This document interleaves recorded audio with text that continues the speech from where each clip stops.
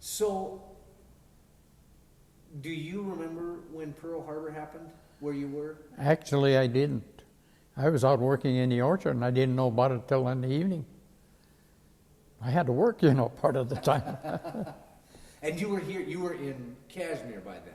Yeah, I was actually close to the orchard that I used to work in.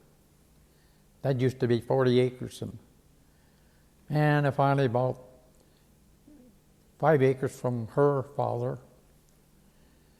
And I picked up nearly another 5 acres from a neighbor. Wow. And then I bought the house. The only reason I bought the house and well and stuff, but it was all there. We had figured on building up on Norma's dad's property. But look at the expense it would have. Yeah. Yeah. So you did apples? Oh, yeah. Oh, we used to do Concord grapes for a while. We had Oh, really? 3.5 acres of Concord grapes. Huh. That got to be kind of a laughable matter, maybe. The help, we used to get fairly older kids out to help pick grapes. And the kids got smaller, and so it got so that we more or less, well, one thing I did do, which some people in the basin wanted to buy the contract, and I was making $900 an acre for the stuff. It was pretty good. So during the war, while World War II was going on, you had to keep things going over here. Yeah. Well, I was deferred at the very beginning because of the harvest. And I went down to the board, and Harold was my boss then, and wanted to deferred for the harvest. Well, the guys wanted to know, was I any good, sort of. Well, I never did find out. Of course, I used to do pretty well picking fruit and stuff. So when you say deferred for the harvest, they needed people back home to keep the home front going. Uh-huh. Yeah. And then it turned out that after the harvest, I was deferred through the harvest. And it turned out that they were getting short of help here in the valley. So Harold asked if I wanted to keep on working. And of course I knew the business, so why not? Now your mom had a different idea for you. Well, she wanted the star in the window of a fellow that was in the service. And she thought I could get in as older places and stuff where I'd be safer. That was the idea, yeah. So she thought, I'll get my star in the window, but we'll find you a safe place to Yeah. go. Huh. That's right. And did your mom discuss this with you, or how did you know? Oh, she mentioned it a time or two, but And what did you say to your mom? Now that sounds. oh, I just shrugged it off. I could probably get in a service because I was committed to help with the orchard too, I don't know if she's ever thought of that much. Yeah. She lived in the same orchard that I worked at. No. Yes, she did live in the same orchard that I did when we worked. Now, did you have any brothers or sisters? No, just a sister. Okay. And she's 4 years younger than I am. Huh. She lives in North Dakota yet. Oh, is that right? Yeah. Huh. Okay. Huh. So, what was it like here during the war? The rationing and all that. Did that affect your life? No, not really. I had a bunch of friends who used to come around, and they were younger than I was. I was the older one of the bunch, and like a Quern, and there was still around, Newberry and another. They were about 10 years younger than I was. We used to go hiking, skating, dancing. So did your younger friends end up serving in the military? Yeah, they did. What was that like? Did you keep in touch with them, or? Oh, sort of. Quern, now Newberry he served evidently in the Coast Guard. He was maintaining airplanes in Florida. Huh. And now Charlie Quern, I'm not sure what he did. So did you lose a lot of your friends during Huh? World War II? Did you lose a lot of your friends during World War No, I lost an acquaintance that I knew back in North Dakota. He was killed in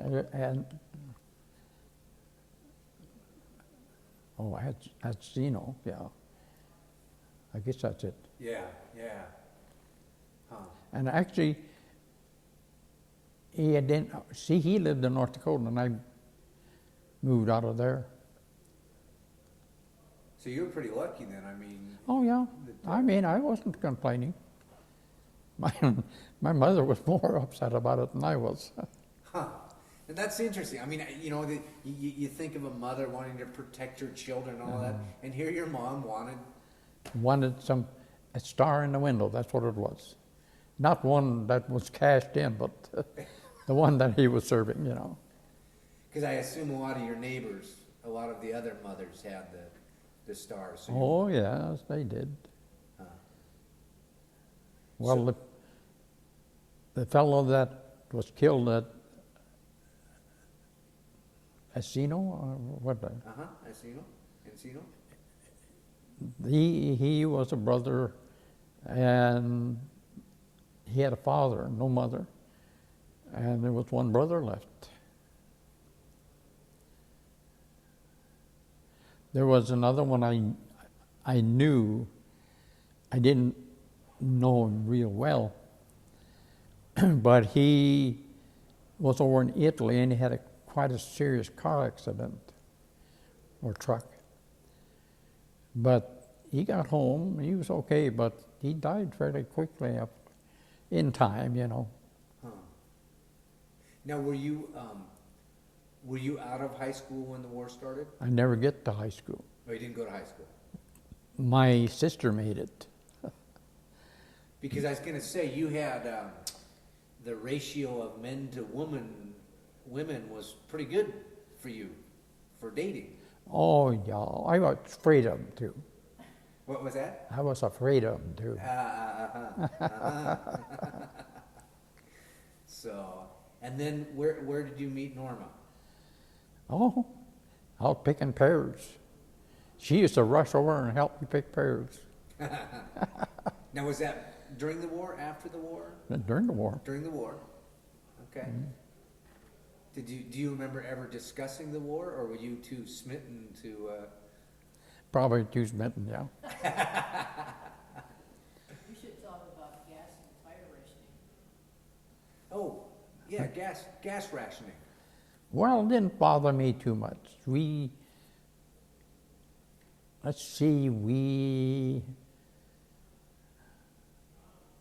They had A and B cards, I guess. I don't remember quite.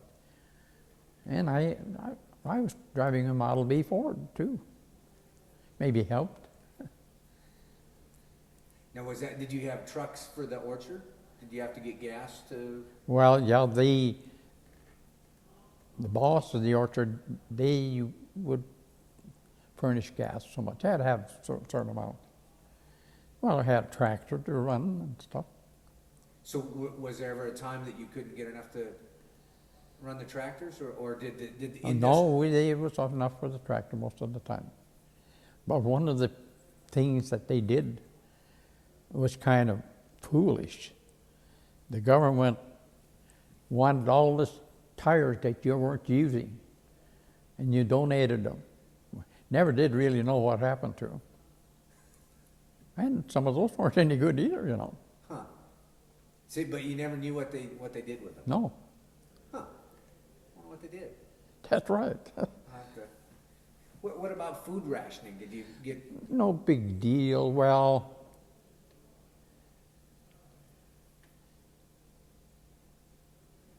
it was no big deal. We had plenty of food. Of course, I lived on a ranch, sort of, on a farm, most of the time. so you were better off than the city folk? I think so. Yeah. Huh. Do you remember where you were when they announced the war was over? Well, I was out working in the orchard, and I never knew about it until they had a potluck at church that evening, and they were listening to the radio, and I found out about it. So what was the feeling? Oh, it was kind of wondered how it would turn out. That, of course, I really can't tell you about that. Just life continued on? Yeah. Yeah, huh. Do you think that that there's a message for future generations from World War II? Well, if they listen, they should.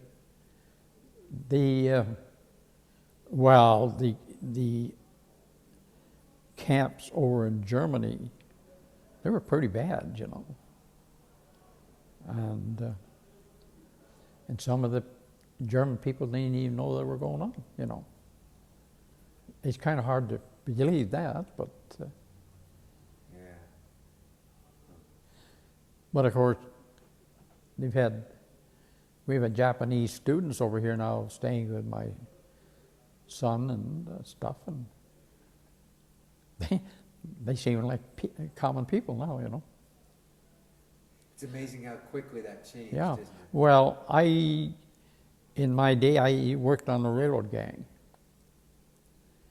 and it's what they call an extra gang. And on this gang I was on, it was a Japanese who was the boss. He was a good guy. And he had a relative working there too, and he was kind of more or less telling some of the guys off that he'd get you in the end and all like that stuff. Huh. No,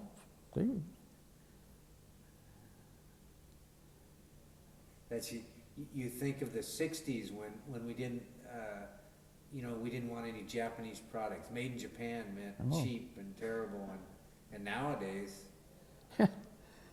you can't get more, can you? Japanese. Yeah. Oh, yeah. Yeah. Well, they had this leak in their atomic plant the other day, and if they finally controlled it, and I figured that they're smart enough to do that. They're not like the Russians. Now I'm downing the Russians too. Chernobyl, yeah. Do you think that that week was an interesting thing, because here you are in Japan that we bombed with the atomic bomb, Oh, yeah. and so now we have this nuclear leak over there. Do you think that for some people that brought back World War II? Oh, no, I think the two bombs they dropped on Japan shortened the war. And I couldn't figure out any other way that they could go on for several years otherwise. You had to have something to shake them up, I should guess. That's one gentleman that we've interviewed said the same thing, that as the atrocity that it was, it still saved a substantial amount of lives. 'Cause Oh, the yes, war would have I gone. really think so. It definitely changed the world. Yeah.